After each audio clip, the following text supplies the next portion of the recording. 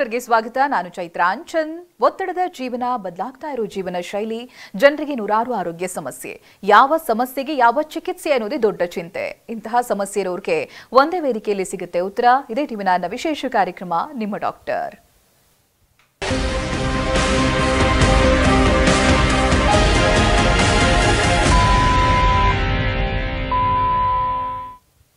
ಬಂಜೇತನ ಇತ್ತೀಚಿನ ದಿನದಲ್ಲಿ ಹೆಣ್ಣು ಮಕ್ಕಳನ್ನ ಕಾಡ್ತಾ ಇರುವಂತಹ ಸಮಸ್ಯೆ. ಸಾಕಷ್ಟು ಕಾರ್ಯಕ್ರಮಗಳಲ್ಲಿ ಐವಿಎಫ್ ಹಾಗೆ ಐಯುಐ ಮೂಲಕವಾಗಿ ಈ ಸಮಸ್ಯೆ ಹೇಗೆ ಬಗೆಹರಿಸಬಹುದು ಅನ್ನೋದ್ರ ಬಗ್ಗೆ ತಿಳಿಸಿದ್ವಿ. ಆದ್ರೆ ಇವತ್ತು ಐವಿಎಫ್ ಐಯುಐ ಯಾರಿಗೆ ಸೂಕ್ತ, ಐವಿಎಫ್ಗೂ ಮುಂಚಿತವಾಗಿ ದಂಪತಿಗಳು ತಿಳಿದುಕೊಳ್ಳಲೇಬೇಕಾಗಿರುವಂತಹ ವಿಚಾರಗಳಿಗೇನೇನು, ಐವಿಎಫ್ ಚಿಕಿತ್ಸಾ ಹಂತದಲ್ಲಿ ವಹಿಸಬೇಕಾದಂತಹ ಎಚ್ಚರಿಕೆ ಕ್ರಮಗಳೇನು, ಇವೆಲ್ಲದರ ಬಗ್ಗೆ ಮಾಹಿತಿಯನ್ನು ನೀಡುವುದಕ್ಕೆ ನಮ್ಮ ಜೊತೆಗಿದ್ದಾರೆ ಗರ್ಭಗುಡಿ ಐವಿಎಫ್ ಸೆಂಟರ್ನ infertility specialist doctor Anitha Manoj ಬನ್ನಿ ಅವರೊಂದಿಗೆ ಮಾತನಾಡೋಣ. ನಮಸ್ತೆ ಡಾಕ್ಟರ್, ಕಾರ್ಯಕ್ರಮಕ್ಕೆ ಸ್ವಾಗತ.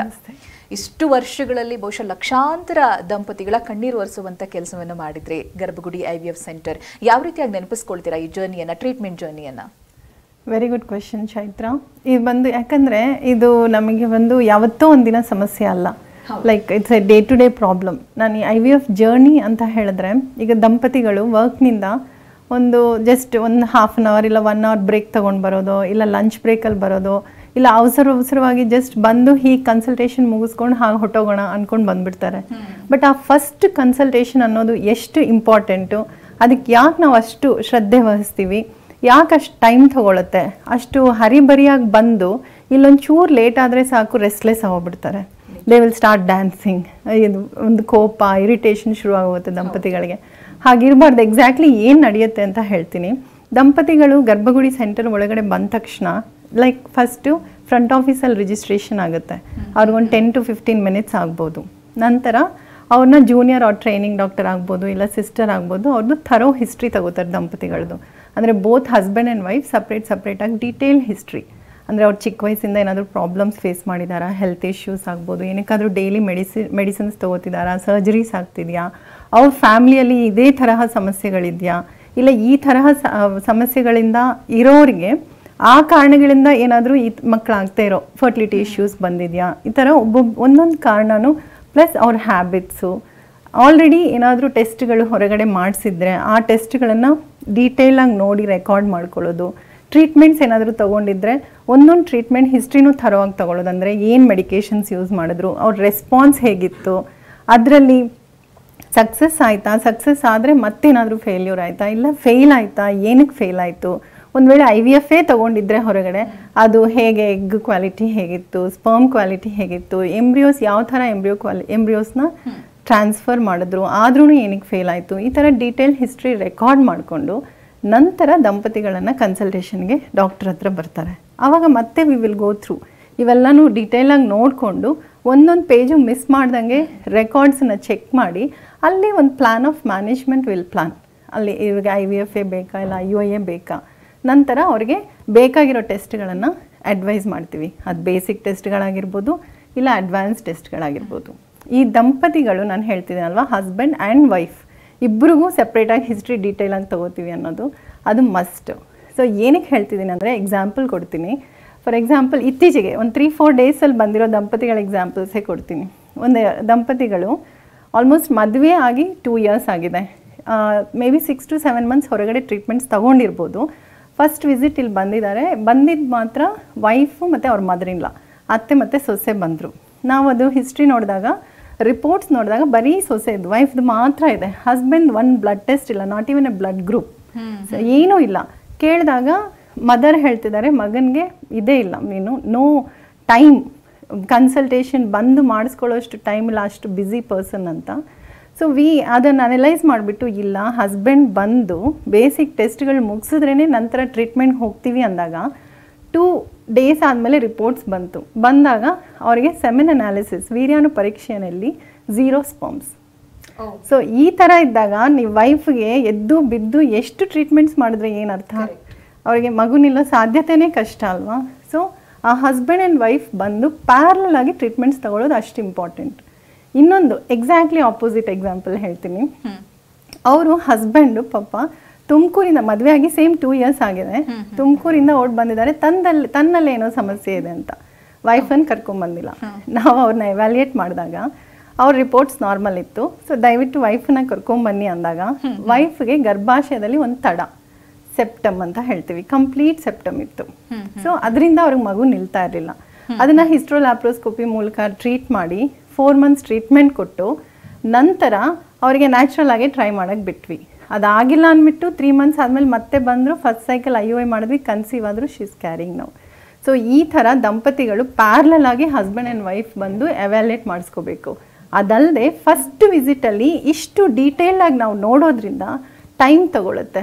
ಸೊ ಎಲ್ಲರೂ ತಾಳ್ಮೆಯಿಂದ ಆ ಫಸ್ಟ್ ವಿಸಿಟ್ನ ಕಂಪ್ಲೀಟ್ ಮಾಡಬೇಕು. ನಂತರ ರಿಪೋರ್ಟ್ಸ್ ಆದಮೇಲೆ final treatment we will decide. ಆ ಟ್ರೀಟ್ಮೆಂಟ್ ಪ್ರಕಾರ ಮುಂದಕ್ಕೆ ಹೋಗ್ತಾ ಇರ್ತೀವಿ. ಎಸ್, ಇಲ್ಲಿ ಇನ್ಫರ್ಟಿಲಿಟಿ ಸ್ಪೆಷಲಿಸ್ಟ್ ಅಂತ ಹೇಳಿದ್ರೆ ನಿಮಗೆ ಚಾಲೆಂಜಸ್ಗಳು ಜಾಸ್ತಿ ಇರುತ್ತೆ, ಜವಾಬ್ದಾರಿ ಕೂಡ ಜಾಸ್ತಿ ಇರುತ್ತೆ. ನೀವು ಓವರ್ ಫೋನ್ ಏನೂ ಆಗಲ್ಲ ಅಂತೀವಿ, ನಂಗೆ ಶೀತ ಇದೆ, ಕಾಫ್ ಇದೆ, ಯಾವ ಮೆಡಿಸಿನ್ ತಗೊಳ್ಳಿ ಡಾಕ್ಟರ್ ಅಂತ ಹೇಳಿದ್ರೆ ನೀವು ಆನ್ಸರ್ ಮಾಡೋಕೆ ಆಗಲ್ಲ. ಇದು ಪರ್ಸನಲೈಸ್ ಆಗಿ ಮಾಡ್ಬೇಕು. ಹೇಗೆ ಮಾಡ್ತೀರಾ doctor? Yes, very good question. ಮತ್ತೆ ಏನಂದರೆ ಇವಾಗ IVF, ಓಕೆ, IVF ಸೆಂಟ್ರಿಗೆ ಹೋಗ್ತಿದ್ದೀವಿ, ಡೆಫಿನೆಟ್ಲಿ IVF ಟ್ರೀಟ್ಮೆಂಟ್ ಹೇಳ್ತಾರೆ ಅನ್ನೋ ಭಯ ಎಲ್ಲರಿಗೂ ಇರುತ್ತಲ್ವ? ಹಾಗಿರಲ್ಲ. ಎಕ್ಸಾಂಪಲ್ಸ್ ಅಂದರೆ ಇವಾಗ ಮದುವೆ ಆಗಿ 5 months ಆಗಿರೋ ಒಂದು ಕಪಲ್ ಬಂದರು 3 days ಬ್ಯಾಕ್. ಅವರು 5 monthsಗೆ ಏನಕ್ಕೆ ಬಂದರು? They are Young couple only. ಏನಕ್ಕೆ ಬಂದರು ಅಂದರೆ ವೈಫ್ಗೆ ಸೈಕಲ್ ಸ್ವಲ್ಪ ಇರೆಗ್ಯುಲರ್ ಆಗಿತ್ತು, ಸೊ ತೋರಿಸ್ಕೊಡೋಣ ಅಂತ ಬಂದರು. That's A good intention. ಬಂದಾಗ ವಿ ಎವ್ಯಾಲ್ಯೂಯೇಟೆಡ್, ಕಪಲ್ ಇಬ್ರಿಗೂ ಏನೂ ಅಂಥ ಸಮಸ್ಯೆ ಇರಲಿಲ್ಲ. ಸೊ ಅವ್ರಿಗೆ ನಾವೇನು ಸಜೆಸ್ಟ್ ಮಾಡಿದ್ವಿ ಅಂದರೆ ಜಸ್ಟ್ ಟ್ರೈ ನ್ಯಾಚುರಲಿ ಒಂದು 6 months, ಏನೂ ಟ್ರೀಟ್ಮೆಂಟ್ ಬೇಡ, ಟ್ರೈ ನ್ಯಾಚುರಲಿ. ಹಾಗೋ ಆಗಿಲ್ಲ ಅಂದರೆ then will go for further treatments and evaluation ಅಂತ ಹೇಳಿದ್ವಿ. One more couple, married life 2 years, young couple only. ಅವ್ರಿಗೆ ಹೊರಗಡೆ natural methods with medicines help ಆಗಿತ್ತು, ಪ್ಲಸ್ 1 cycle IUI ಆಗಿತ್ತು. ಆಗಿಲ್ಲ ಅಂದ್ಬಿಟ್ಟು ಅಲ್ಲಿ ಸಕ್ಸೀಡ್ ಆಗಿಲ್ಲ ಅಂದ್ಬಿಟ್ಟು ಇಲ್ಲಿ ಬಂದಿದ್ರು. When we evaluated the old reports and ಇಲ್ಲಿ ಬೇಸಿಕ್ ಟೆಸ್ಟ್ಗಳು ರಿಪೀಟ್ ಮಾಡಿದಾಗ ಅವರಲ್ಲೂ ಏನೂ ಅಂಥ ಸಮಸ್ಯೆ ಇರಲಿಲ್ಲ. ಸೊ ಅವರಿಗೆ ನಾನು ಸಜೆಸ್ಟ್ ಮಾಡಿದ್ದು ಮತ್ತೆ IUI, another 2 or 3 cycles will try IUI. ಹಾಗಾಗಿಲ್ಲ ಅಂದರೆ ವಿಲ್ ಗೋ ಹೆಡ್ ಅಂತ. ಸೊ ಇನ್ನೊಂದು couple married life I think 5 to 6 years ಇರಬೇಕು. ಇವರಿಗೆ ಹೊರಗಡೆ ಈ ನ್ಯಾಚುರಲ್ ಮೆಥಡ್ಸ್ ಪ್ಲಸ್ IUI ಒಂದು 2 cycles ಆಗಿತ್ತು, ಫೇಲ್ ಟು ಕನ್ಸೀವ್. ಅವ್ರು ಬಂದಿದ್ದರು, ಅವ್ರ ರಿಪೋರ್ಟ್ಸೂ ಇಲ್ಲಿ ರಿಪೀಟ್ ಮಾಡಿದ ಟೆಸ್ಟ್ಗಳೂ ನಾರ್ಮಲ್ ಆಗೇ ಇತ್ತು. ಅವರಿಗೆ ನಾನು ಸಜೆಸ್ಟ್ ಮಾಡಿದ್ದು 1 cycle IUI or we can jump to IVF. Correct. So another couple married life 12 years. So ಅವರಿಗೆ 2 to 3 cycles IVF ಹೊರಗಡೆನೇ ಫೇಲ್ ಆಗಿತ್ತು. ಸೊ ಅವರು ವೆನ್ ದೇ ಕೇಮ್ ಇಷ್ಟು reports, bundle of reports, almost 2 hours ನಮ್ಗೆ ಆ reports ನೋಡೋಕ್ಕೆ ಆಯಿತು. So ಆ ಕಪಲ್ಸ್ಗೆ ವೆನ್ ವಿ ವೆಂಟ್ ಥ್ರೂ ಅವರಿಗೆ ಅಡ್ವಾನ್ಸ್ ಟೆಸ್ಟ್ಗಳು ಬೇಕು. ಬಿಕಾಸ್ ಮತ್ತೆ ಸೇಮ್ ಬೇಸಿಕ್ ಪ್ರೋಟೋಕಾಲ್ಸಲ್ಲಿ ಬೇಸಿಕ್ ಟೆಸ್ಟ್ಗಳು ಮಾಡ್ಕೊಂಡು ಮತ್ತೆ IVF ಮಾಡಿದ್ರೆ same failure they can face. So advance ಟೆಸ್ಟ್ಗಳು ಮಾಡಿಕೊಂಡು IVF ಸಜೆಸ್ಟ್ ಮಾಡಿದ್ವಿ with different protocols and different medications. Yes. And another couple will tell you, maybe married life 20 years. Your bandu, the age is also like wife ge 40 plus, husband ge 45. ಇವರಿಗೆ ಅಂಡಾಣು ಕೊರತೆ, ಇವರಿಗೆ ವೀರ್ಯಾಣುದು quality compromise. ಇಂಥವ್ರಿಗೆ ಬೇರೆ modalities of treatment. So technologies we have to use different. So ಈ ಥರ ಒಂದೊಂದು ದಂಪತಿಗಳಿಗೂ ವಿಧ ವಿಧವಾದ ಸಮಸ್ಯೆಗಳು, ಅದಕ್ಕೆ ಅನುಗುಣವಾಗಿ ಟ್ರೀಟ್ಮೆಂಟ್ ಇರುತ್ತೆ. ಕಾಲರ್ ಇದ್ದಾರೆ, ನಾನು ಮಾತನಾಡಿಸ್ತೀನಿ. ಮಮತಾ ಅಂತ ತುಮಕೂರಿನಿಂದ ಕರೆ ಮಾಡಿದ್ದಾರೆ. ಇವರು ಆಲ್ರೆಡಿ ಗರ್ಭಗುಡಿ IVF ಹೋಗಿ ಟ್ರೀಟ್ಮೆಂಟ್ ಅನ್ನ ಪಡೆದು ಸಕ್ಸಸ್ ಅನ್ನ ಕಂಡಿರುವವರೇ. ನಮಸ್ತೆ ಮಮತಾ ಅವರೇ. ನಮಸ್ತೆ ಮ್ಯಾಮ್. ನಮಸ್ತೆ. ಯಾವಾಗ ಹೋಗಿರೋದು ಗರ್ಭಗುಡಿ IVF ಸೆಂಟರ್ಗೆ? ನಂದು 1 year ಆಯ್ತು ಮ್ಯಾಮ್. 1 year ಆಯ್ತು. ಏನ್ ರಿಸಲ್ಟ್ ಸಿಕ್ಕಿದೆ ಮ್ಯಾಮ್? ಇವಾಗ ನಾನು 7 months ಪ್ರೆಗ್ನೆಂಟ್. Okay okay. ಅಂತ ಹೇಳಿದ್ರೆ IUI ನ IVF ನಿಮ್ಗೆ? IVF ಅಲ್ಲಿ ಸಕ್ಸಸ್ ಆಗಿರೋದು ಮ್ಯಾಮ್. Okay okay. ಅಂತ ಹೇಳಿದ್ರೆ ಈ IVF ಕಂಪ್ಲೀಟ್ ಆಗಬೇಕು ಅಂತ ಹೇಳಿದ್ರೆ ಡಾಕ್ಟರ್ಗಳ ಸಪೋರ್ಟ್ ಇರಬೇಕು, ಟೀಮ್ ಸಪೋರ್ಟ್ಗಳು ಇರಬೇಕು. ಈ ಗರ್ಭಗುಡಿ IVF ಸೆಂಟರ್ ಯಾವ ರೀತಿಯಾಗಿ ನಿಮ್ಗೆ ಹೆಲ್ಪ್ ಆಗಿದೆ IVF ಕಂಪ್ಲೀಟ್ ಮಾಡೋದಕ್ಕೆ? ತುಂಬಾ ಹೆಲ್ಪ್ ಆಗಿದೆ ಮ್ಯಾಮ್. ಬೇರೆ ಕಡೆ ಎಲ್ಲ ಹೋಗಿದ್ವಿ, ಬಟ್ ನಮ್ಗೆ ಸಕ್ಸಸ್ ಕಾಣ್ಲಿಲ್ಲ. ಬಟ್ ಬಂದ್ಮೇಲೆ ಅನಿತಾ ಮ್ಯಾಮ್ ಆಗ್ಲಿ, ಸ್ಟಾಫ್ಸ್ ಆಗ್ಲಿ ತುಂಬಾ ಚೆನ್ನಾಗಿ ಹೆಲ್ಪ್ ಮಾಡಿದ್ದಾರೆ. ನಾನು ಬರುವಾಗ ಓಪೆ ಇರ್ಲಿಲ್ಲ, ಬಟ್ ಬಂದ್ಮೇಲೆ ನನಗೆ ತುಂಬಾ ಖುಷಿ ಆಯ್ತು. ಅಲ್ಲಿ ನನ್ಗೆ ಸಪೋರ್ಟ್ ಮಾಡೋದಾಗ್ಲಿ ಮತ್ತೆ ನಮ್ಗೆ ಧೈರ್ಯ ಹೇಳೋದಾಗ್ಲಿ ತುಂಬಾ ಚೆನ್ನಾಗಿ ಹೆಲ್ಪ್ ಮಾಡ್ತಾರೆ ಮ್ಯಾಮ್. ಹೌದು. ಮಮತಾ ಅವರೇ, ಮದ್ವೆ ಆಗಿ ಎಷ್ಟು ವರ್ಷ ಆಯ್ತು ನಿಮ್ಗೆ? 12 years ಆಗಿತ್ತು ಮ್ಯಾಮ್. 12 years ಆಗಿತ್ತು. ಹೌದು ಮ್ಯಾಮ್. ಓಕೆ. ತುಂಬಾ ದೊಡ್ಡ ಗ್ಯಾಪೇ ಇದೆ ಮದ್ವೆ ಆದ ನಂತರ ಇವಾಗ ನೀವು ಕನ್ಸೀವ್ ಆಗಿದ್ದೀರಾ ಅಂತ ಹೇಳಿದ್ರೆ. ಇದೇ ರೀತಿಯಾಗಿ ಅಂತ ಹೇಳಿದ್ರೆ ರಾಂಗ್ ಕನ್ಸಲ್ಟೇಷನ್ ನಿಮ್ಗೆ ದಾರಿ ತಪ್ಪಿಸ್ತಾ? ಹೌದು ಮ್ಯಾಮ್. ತುಂಬಾ ಕಡೆ ಯಾರ್ಯಾರು ಹೇಳ್ತಾರೆ ಎಲ್ಲ ಕಡೆ ಹೋಗಿದ್ವಿ, ಬಟ್ ನಮ್ಗೆ ಸಕ್ಸಸ್ ಆಗ್ಲಿಲ್ಲ. ಇದೇ ತರ TV9 ಪ್ರೋಗ್ರಾಮ್ ನೋಡ್ಬೇಕಾದ್ರೆ ಗರ್ಭಗುಡಿ ನಮ್ಗೆ ಹೆಲ್ಪ್ ಆಯ್ತು ಮ್ಯಾಮ್. ಬಹಳಷ್ಟು ಬಾರಿ ಇದೇ ಆಗುತ್ತೆ, ರಾಂಗ್ ಗೈಡೆನ್ಸ್ ಇರುತ್ತೆ ಅಥವಾ ರಾಂಗ್ ಕನ್ಸಲ್ಟೇಷನ್ಗಳು ತುಂಬಾ ವರ್ಷಗಳನ್ನೇ ಹಾಳು ಮಾಡಿಬಿರುತ್ತೆ. ಇದೇ ರೀತಿಯಾಗಿ ಯೋಚನೆ ಮಾಡುವಂತ ಎಷ್ಟೋ ಜನ ಮಹಿಳೆಯರಿದ್ದಾರೆ, ಅವ್ರಿಗೆ ಏನ್ ಹೇಳಕ್ ಇಷ್ಟಪಡ್ತೀರಾ? ಮ್ಯಾಮ್ ಗರ್ಭಗುಡಿ ಒಂದು ತುಂಬಾ ಹೆಲ್ಪ್ ಆಗುತ್ತೆ.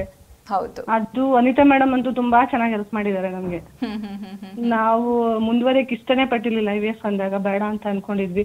ಬಟ್ ನಮಗೆ ಮೇಡಮ್ ಆಗುತ್ತೆ, ನೀವು ಮುಂದುವರಿದಿ ಅಂತ ಹೇಳ್ಬಿಟ್ಟು ಧೈರ್ಯ ತುಂಬಿದ್ರು. ಅದರಿಂದ ಇವಾಗ ರಿಸಲ್ಟ್ ನಾನು 7 months ಪ್ರೆಗ್ನೆಂಟ್ ಆಗಿದ್ದೀನಿ. Okay, congratulations. ಈ ಪರಿಪೂರ್ಣ ಸ್ಕೀಮ್ ಯಾವ ರೀತಿಯಾಗಿ ಹೆಲ್ಪ್ ಆಗಿದೆ ನಿಮ್ಗೆ? ತುಂಬಾ ಹೆಲ್ಪ್ ಆಗಿದೆ ಮ್ಯಾಮ್. ಯಾಕಂದ್ರೆ ತುಂಬಾ ಅಮೌಂಟ್ ಇಲ್ದೇನೆ ಇರೋರಿಗೆಲ್ಲ ತುಂಬಾ ಹೆಲ್ಪ್ ಆಗುತ್ತೆ. ಹೌದು. ಯಾಕಂದ್ರೆ ಮಿಡ್ಲ್ ಕ್ಲಾಸ್ ಫ್ಯಾಮಿಲಿಗೆಲ್ಲ, ನಮ್ಮಂತವ್ರಿಗೆಲ್ಲ ತುಂಬಾ ಹೆಲ್ಪ್ ಆಗುತ್ತೆ ಮ್ಯಾಮ್. ಡಾಕ್ಟರ್ ಅನಿತಾ ಮನೋಜ್ ಅವರು ಸ್ಟುಡಿಯೋದಲ್ಲಿ ಇದ್ದಾರೆ, ನೀವು ಮಾತನಾಡಬಹುದು, ಅವ್ರಿಗೆ ಥ್ಯಾಂಕ್ಸ್ ಹೇಳ್ಬೋದು. ಒಳ್ಳೆ ಅವಕಾಶ ನಿಮ್ಗೆ. Okay ma'am. Hi Mamata. Hi ma'am, ಹೇಗಿದ್ದೀರಾ ma'am? Thank you so much. ಚೆನ್ನಾಗಿದ್ದೀನಿ ma'am. Thanks for calling Mamata. Thank you ma'am. ಆರೋಗ್ಯದ ಕಡೆ ಗಮನ ಕೊಡಿ. ಹವೆವರ್ ಈ ಗರ್ಭಗುಡಿ IVF ಸೆಂಟರ್ಗೆ ಬಂದಿದ್ದೀರಾ ಅಂತ ಹೇಳಿದ್ರೆ ಕಂಟಿನ್ಯೂ ಫಾಲೋ ಅಪ್ ಅಂತೂ ಇದ್ದೇ ಇರುತ್ತೆ, ಟಚ್ ಅಲ್ಲಿ ಇರ್ತಾರೆ. ಥ್ಯಾಂಕ್ಸ್ ಕರೆ ಮಾಡಿದ್ದಕ್ಕೆ ಮಮತಾ ಅವರೇ. ಡಾಕ್ಟರ್ 12 ವರ್ಷ ಅಂತ ಹೇಳ್ತಾ ಇದ್ರು, ಇಟ್ಸ್ ವೆರಿ ಲಾಂಗ್ ಪೀರಿಯಡ್ ಆಗೋಯ್ತು. ಏನ್ ಸಮಸ್ಯೆ ಆಗಿತ್ತು ಇವರಿಗೆ, ನೆನಪಿದೆಯಾ ನಿಮ್ಗೆ? ಅಂದರೆ ನನಗೆ ಎಕ್ಸಾಕ್ಟ್ಲಿ ಜ್ಞಾಪಕ ಇಲ್ಲ, ಬಟ್ ಏನಂದರೆ ಫಸ್ಟ್ ಟೈಮ್ ಬಂದರು, ಸೈಕಲ್ ಸ್ಟಾರ್ಟ್ ಮಾಡಿದ್ವಿ. ಅಂದರೆ ಅವರಿಗೆ ಪರ್ಸ್ನಲ್ ರೀಸನ್ಸಿಂದ ಮಲ್ಟಿಪಲ್ ಬ್ರೇಕ್ಸ್, ಹೊರಗಡೆನೂ 1, 2, 3 ಸೈಕಲ್ಸ್ ಏನೋ ಟ್ರೈ ಮಾಡಿದ್ರು. ದೆನ್ ಮಲ್ಟಿಪಲ್ಸ್ ಇಲ್ಲೂ IVF ಆದಮೇಲೆ ಮತ್ತೆ ಪರ್ಸ್ನಲ್ ರೀಸನ್ಸಿಂದ ಬ್ರೇಕ್ಸ್ ತಗೊಂಡು, ಆಮೇಲೆ ಎಂಬ್ರಿಯೋ ಟ್ರಾನ್ಸ್ಫರ್ ಮಾಡಿಕೊಂಡು, ಆಮೇಲೆ ಮತ್ತೆ ಇನ್ನೊಂದು cycle may be I think ಪರಿಪೂರ್ಣ ಕೆಳಗಡೆನೆ ಮಾಡಿಕೊಂಡು ಅವ್ರಿಗೆ ಸಕ್ಸಸ್ ಸಿಕ್ಕಿದೆ. She is almost like 7 months she deliver shortly.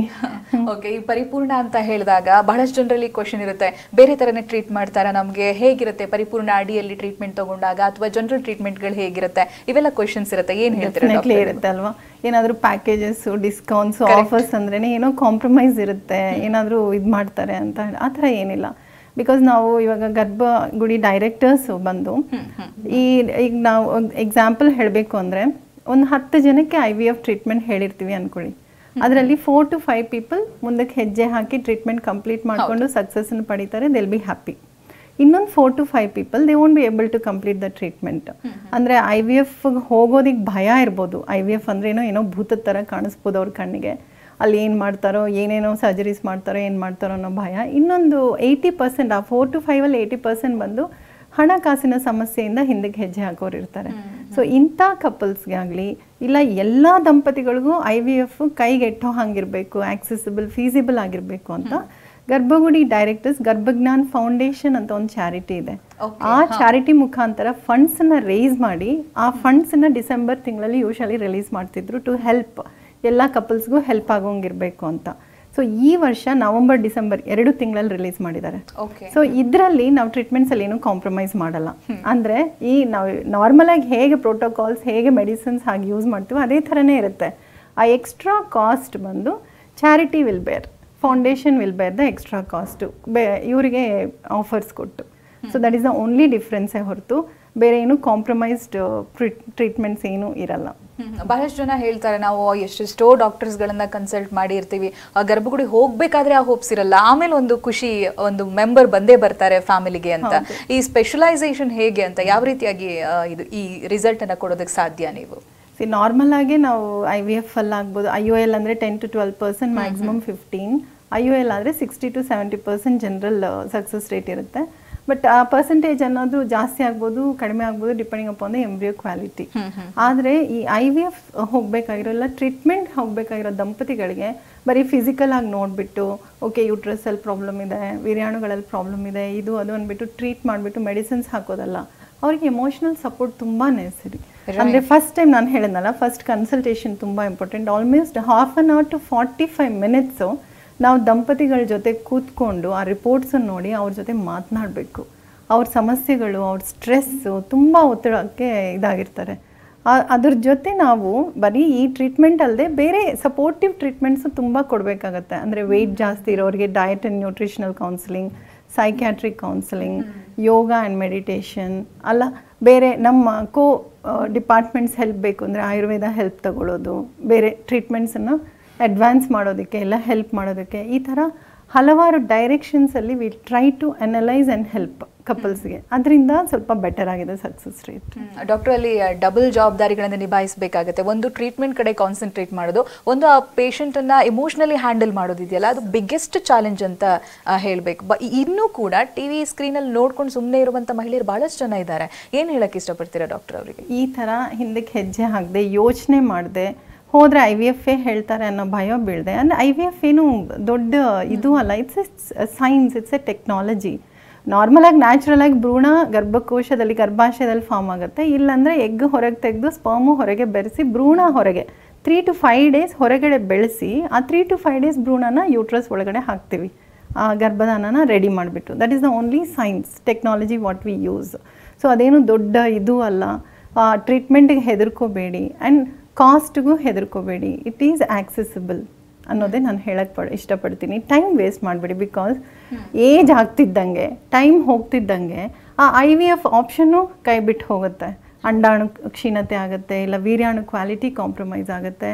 ಹಲವಾರು ಸಮಸ್ಯೆಗಳು ನಮ್ಮ ದೇಹದಲ್ಲೇ ಉತ್ಪನ್ನ ಆಗುತ್ತೆ. ಅಂದರೆ ಶುಗರ್ಸ್ ಬರೋದು, BP ಬರೋದು ಸ್ಟ್ರೆಸ್ಸಿಂದ, ಇಲ್ಲ ಥೈರಾಯ್ಡ್ ಸಮಸ್ಯೆಗಳು, ಇನ್ನು ಹಲವಾರು ಸಮಸ್ಯೆಗಳಿಂದ ಮತ್ತೆ ಈ ಟ್ರೀಟ್ಮೆಂಟ್ ಆಪ್ಷನ್ನು ಹೊರಗೆ ಹೋದಾಗ ದೆನ್ ಅವಾಗ ಕೂತ್ಕೊಂಡು ಅಳೋದ್ರಿಂದ ಏನೂ ಯೂಸ್ ಇಲ್ಲ.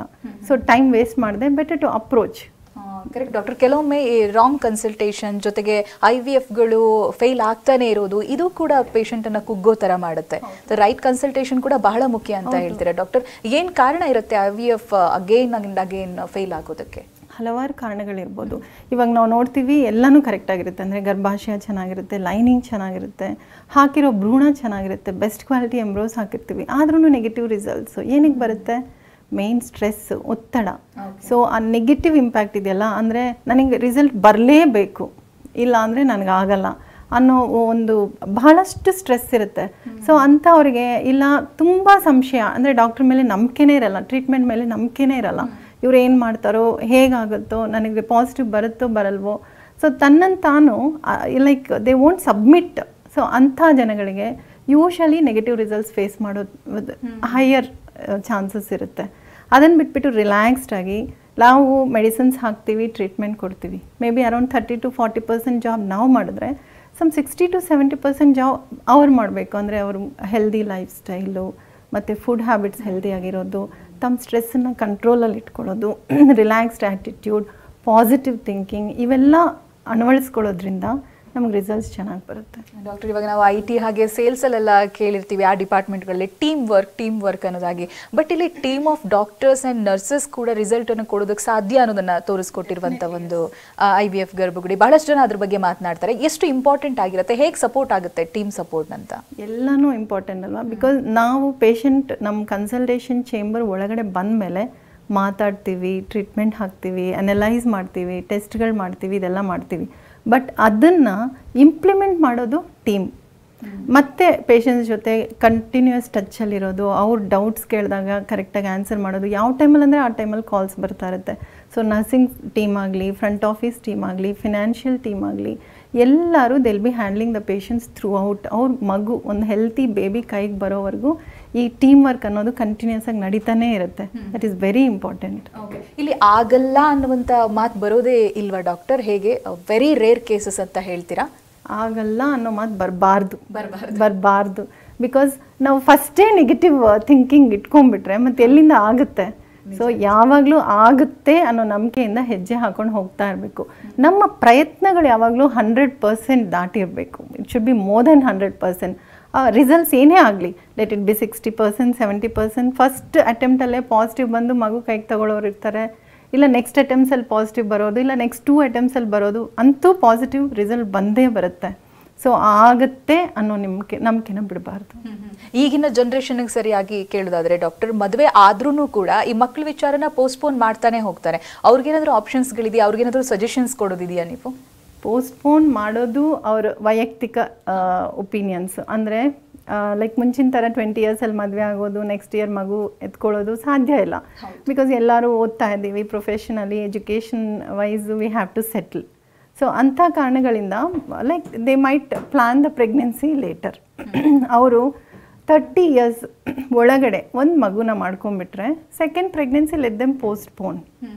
ಆರ್ ಎಲ್ಸ್ ಅವ್ರಿಗೆ ಫಸ್ಟ್ ಪ್ರೆಗ್ನೆನ್ಸಿನೇ ಪೋಸ್ಟ್ಪೋನ್ ಆಗಬೇಕು ಅಂದರೆ ಈ ಎಗ್ ಫ್ರೀಸಿಂಗ್ ಇಂಥದ್ದೆಲ್ಲ ಹೈಯರ್ ಅಡ್ವಾನ್ಸ್ ಟೆಕ್ನಾಲಜೀಸ್ ಇದೆ. They can approach that also.